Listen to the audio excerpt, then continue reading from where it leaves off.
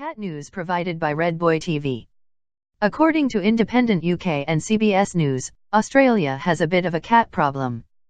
There are between 2 and 6 million feral cats on the continent, according to the New York Times.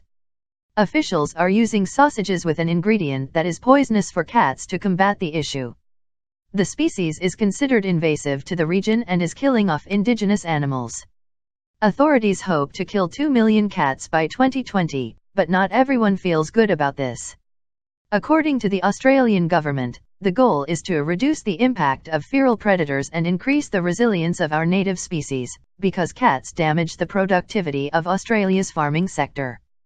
The government wants to kill 2 million wild cats by 2020, which it says are a major contributor to the extinction of at least 27 mammals since their introduction to the country by Europeans, possibly in the 1700s.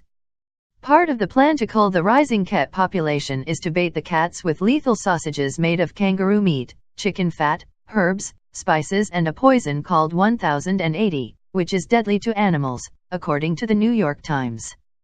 The sausages are dropped from airplanes into areas with high stray cat populations.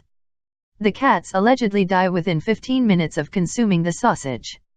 They've got to taste good, Shane Morse told the NYT.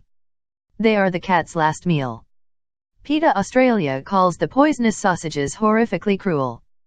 Dr. Dave Alger, who helped develop the poison recipe, said he used his cats to test the taste of the sausages before adding the poison to check the flavor. When the Australian government first announced its cat culling target in 2015, it drew international criticism. More than 160,000 people signed half a dozen online petitions calling on Australia to drop the plan.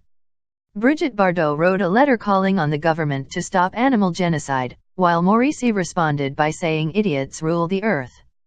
Despite the more creative methods employed in the government's cat cull, individual shooters are responsible for the 83% of the cats killed so far, according to the Royal Melbourne Institute. And Australia is not the only country to focus on reducing cat populations, with calls in New Zealand to put a stop to domestic cats altogether. The country has announced a goal of becoming completely predator-free by 2050. And last year, Maui, a small coastal town in the South Island, considered banning people from owning cats, although it has since backtracked on this plan.